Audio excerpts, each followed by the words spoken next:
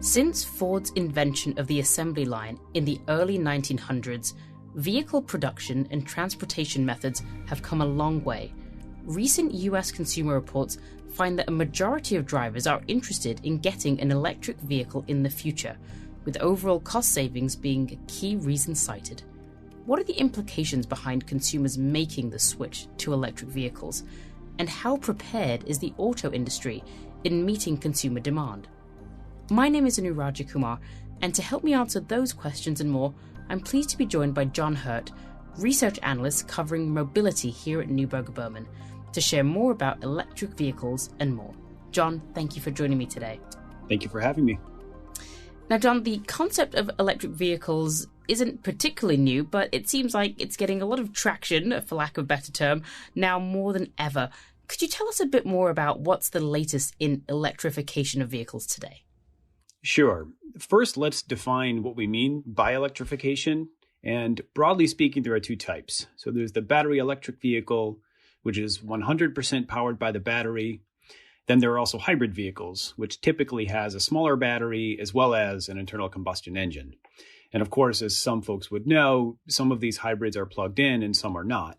So the average car that someone buys, for example, the personal car, we're really seeing that acceleration happening today. And we've seen that happen over the last 12 to 15 months in particular. And this is something, honestly, that we wondered about as COVID was impacting the global economy and the global automotive industry last year. But in fact, what we've seen is a continued acceleration.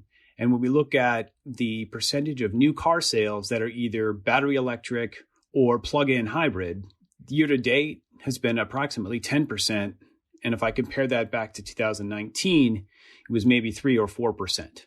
So we've seen a robust acceleration over the last 12 to 18 months, and that's despite a very severe downturn in the context of COVID. So the question is, why is this happening?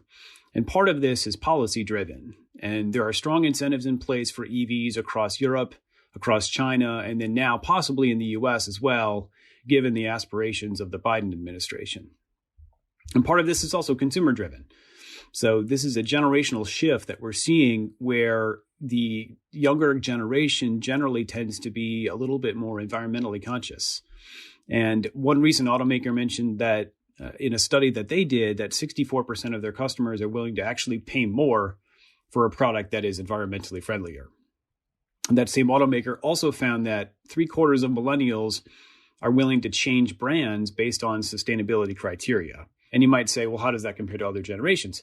And if you look at baby boomers, for example, only approximately 1/3 of baby boomers would suggest that they would change brands based on sustainability criteria. You know, John, as you were talking about that generational shift with personal cars, it was making me think of how I'm increasingly seeing electrified scooters all over different cities and even electric bikes. So clearly this adoption is going beyond cars to other vehicles. Can you touch on what's happening in sort of different types of modes of transport beyond cars? Sure, and that's exactly right. We're seeing that across New York City in the case of bikes and scooters. We're seeing that in other cities. Another end market that we're seeing incremental interest in electrification is the truck market. When we think about commercial vehicles, for example, and this is a market that honestly is a little bit more bifurcated. The last mile delivery space tends to be a little bit more intriguing from an electrification perspective. The U.S. Postal Service, for example, is increasingly electrifying their fleet. General Motors is getting involved in this space by launching their BrightDrop brand. Amazon is working with some companies as well on this. So there's the use case where we would say the electrification potential is much greater than it is in other places. If you look at the other end of the spectrum, the long-haul trucking market is likely to take longer. That's not to say it's not applicable when we think about electrification.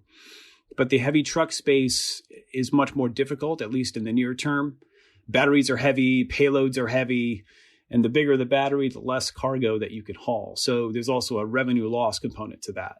But that being said, companies are thinking about it. And so this is something where over time, as battery costs come down, as strategies evolve, you could see some applicability of the lithium-ion battery, for example, being used in a relatively longer haul market, but that's something that is probably further off as compared to some of the other shorter haul markets.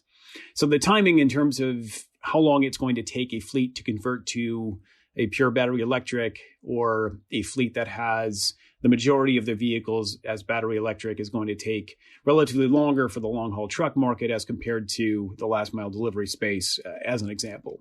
There may be other elements to use cases that apply as it relates to electrification, but those are a few that the industry is working towards today.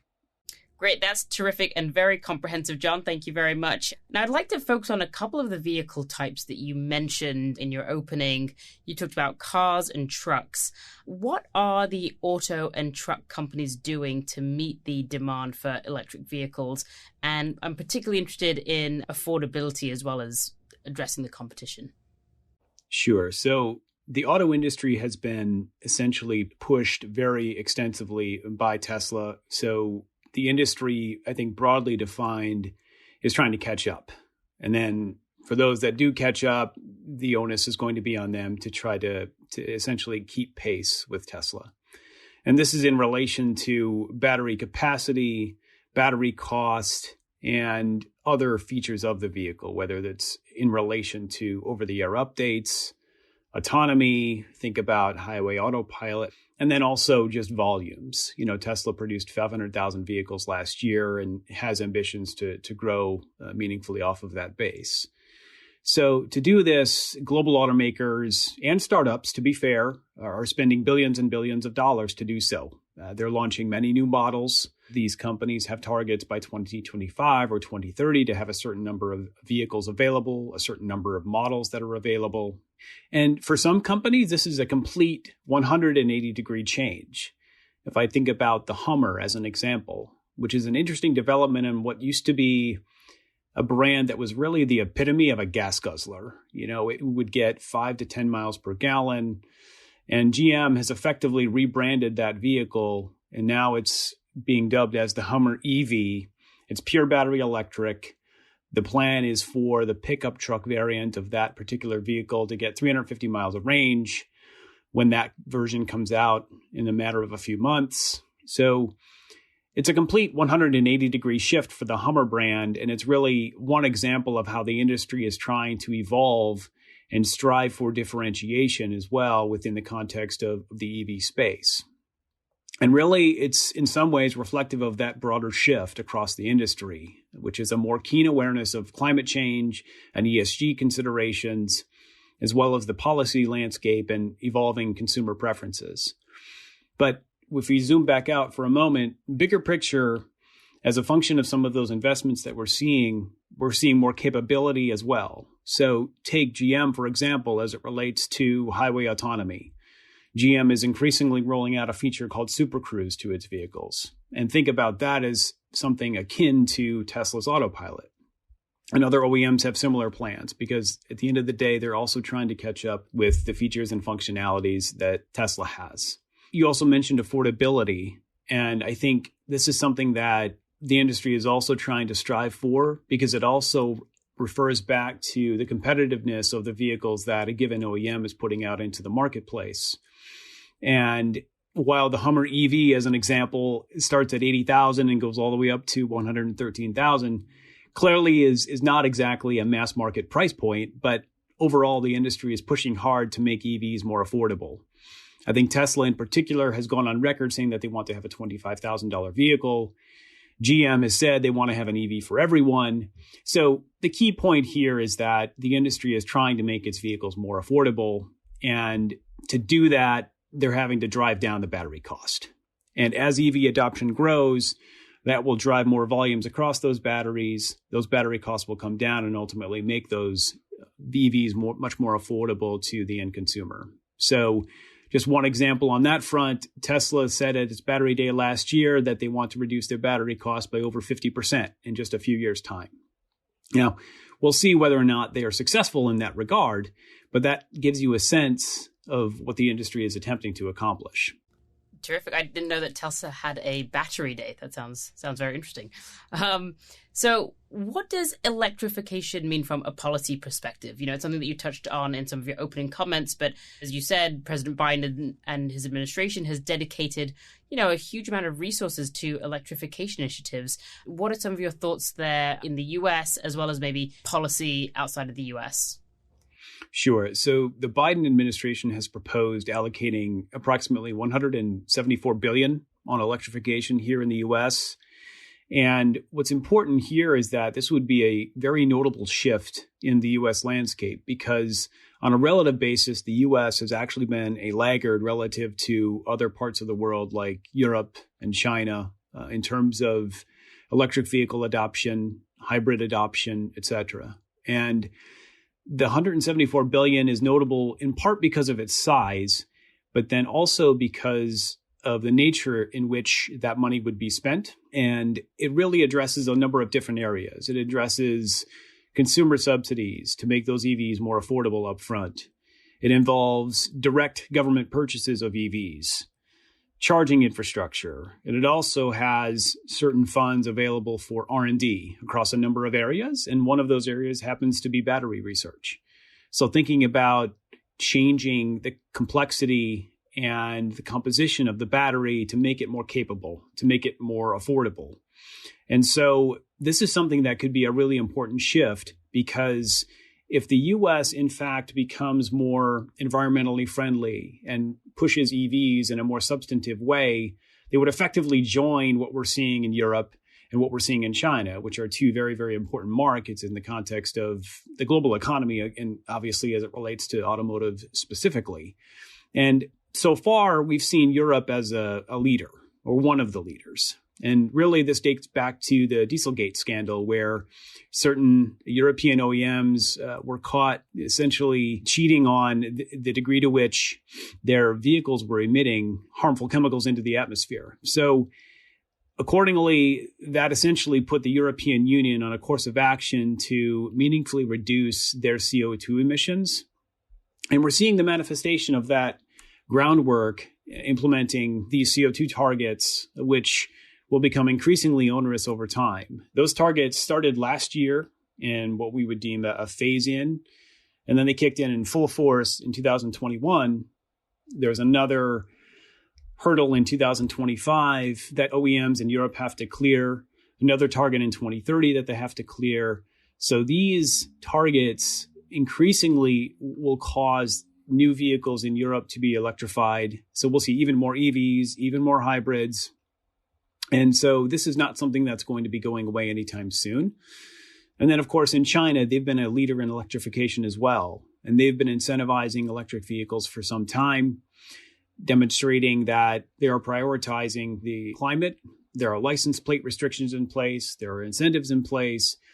So there's really a wide variety of different features and different tools that the Chinese economy and various powers across China are using to try to incentivize EVs. So in the grand scheme of things, if the US starts to become more serious, you also have Europe, you also have China. That's really a big portion of the global automotive industry. Yeah, absolutely. Very helpful. Thank you. Now, what about the mobility as a service space? We spoke a while ago on this podcast, I think when we were getting started, about how these companies were beginning to pilot automated vehicles. But what's the latest there in terms of fleets starting to use electrification? Sure. So I would bifurcate this a little bit into the traditional ride-hail service that many folks may use. And I think about Uber and the network that they have, Lyft and their network as well. Both of those companies have announced a commitment to transition towards 100% EVs in their fleet by 2030. In Uber, it's more specifically as it relates to US and Canadian cities and also in major global cities by 2030. And there are different incentives that they put in place as well. There's a green option, for example, Uber Green, as they call it, where if you drive an EV, you earn an extra 50 cents from the passenger. So as a passenger, you can opt for that green ride. In the case of autonomous ride-hail, this is something where I think the industry has gone through a correction of sorts, where expectations several years ago were very optimistic. And I think certainly certain portions of the investment community realized it was much more difficult than a lot of companies were espousing. But that being said, over the last year or two, there's been a lot of progress. So many of these platforms intend to use electric vehicles, GM Cruise, for example. And if you think about it, the use of electric vehicles could really extend the lifespan of that vehicle that's put in place. There are fewer moving parts. The internal combustion engine has more parts to it, more stuff that can go wrong. It shortens the lifespan of the vehicle. So if you think about the economics of deploying an EV in an autonomous ride-hail setting, that EV has the potential to last longer, which has implications for the economics and therefore the affordability of that service to the end consumer. Meanwhile, Waymo has also made progress, both in Phoenix, where they've been testing for some time, and they recently announced that they're planning to start testing more substantively in California as well. And so there has been a fair bit of progress. GM Cruise, for example, plans to start mass producing its electric origin vehicle, as they call it, which would be dedicated to the robotaxi efforts. They intend to start that in 2023. So it seems likely to us, or plausible to us, that a more meaningful commercial deployment could happen sometime in the not too distant future. And I think that's something that just may surprise some people. Well, it sounds like lots of exciting developments in this space, John. If we were to fast forward and, be having this chat again in 2030, where would you like to see the future of mobility in the next 9-10 years, in the next decade? What are some of your takeaways for the longer term here? Sure. I think there's a few key points. And to be fair, we're not quite at the Jetsons level yet, but we've certainly come a long way in the last 5 years. When I think about EVs, certainly there's been a lot of excitement, but I think what's important to remember is that we're still relatively early in the longer term evolution. So global adoption rates of new electric vehicles last year was maybe 3 or 4%. But the conditions are in place for a continued acceleration in EV adoption because of the policy support, the degree of industry investment, and also the evolution of consumer attitudes and preferences. So looking out 5 to 10 years, EV adoption is likely to be far higher. How much higher? It's anyone's guess.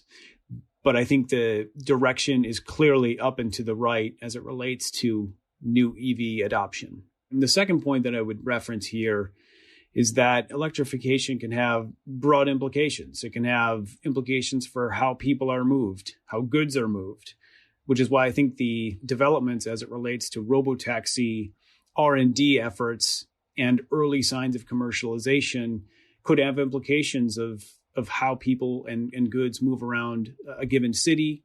And then eventually, it's likely to be iterative, but a growing number of cities can start to have a more meaningful impact. Thirdly, electrification also, I think, has implications for other feature sets. So think about autonomy, think about connectivity. The way that electric vehicles are being designed and architected, I think, has implications for the degree to which vehicle autonomy is deployed across vehicles. So not just robotaxis, but also think about highway autopilot functionality. New EVs oftentimes are architected from a clean sheet of paper. They're just redesigned entirely from the ground up. They have a lot of new features and new connectivity, new architectures. And ultimately, what that enables is a much better consumer experience. So because of that, I think it's reasonable to expect that broader feature sets like highway autopilot and other forms of connectivity, think about over-the-air updates, I think that'll be far more prevalent. And ultimately, what that can lead to is a business model shift of some degree to the OEMs, where they're more connected to that consumer. So to sum it up, I think the future of mobility is likely to be increasingly electric, autonomous, and connected. And I think in the grand scheme of things, these three attributes are in relatively early innings of adoption. So as much progress as we've made in the last 5 years, I think it's reasonable to expect just as much progress in the next 5 or 10. All right, terrific. That is a great overview, John. Thank you very much. I do have one final question for you. This is a fun one just to wrap things up. If you could electrify any car tomorrow, which car would you choose? Ooh, that's a good question. I would probably electrify the... Well, this is a very good question. I would probably electrify my kid's school bus. So that way, when they get on and they start asking me, why does a school bus still use gas? Why they see the exhaust? But this goes back to the generational shift that we're already starting to observe. My son, for example, is far more excited when he sees a Tesla than when he sees any other vehicle when we're driving down the road. But when that happens across the school bus fleet, I think that's something that is likely to further shift how people think about electrification, its use cases, and what it can mean for the future. That is a great answer. I like how you're planting the seeds there to the next generation. John, this has been a great conversation. Thank you so much for joining me today to share insights on a topic that I'm sure will affect many, many people and many of our listeners on this podcast. So thank you very much again for being here. Thanks for having me.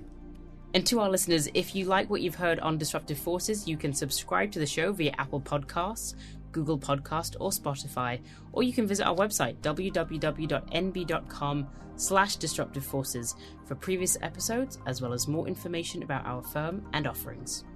This podcast contains general market commentary, general investment education, and general information about Neuberger Berman. It is for informational purposes only, and nothing herein constitutes investment, legal, accounting, or tax advice, or a recommendation to buy, sell, or hold a security. This communication is not directed at any investor or category of investors and should not be regarded as investment advice or a suggestion to engage in or refrain from any investment-related course of action. All information is current as of the date of recording and is subject to change without notice. Any views or opinions expressed may not reflect those of the firm as a whole. This material may include estimates, outlooks, projections, and other forward-looking statements. Due to a variety of factors, actual events or market behavior may differ significantly from any views expressed. Please refer to the disclosures contained in the episode notes and episode details, which are an important part of this communication. Investing entails risks, including the possible loss of principal. Past performance is no guarantee of future results.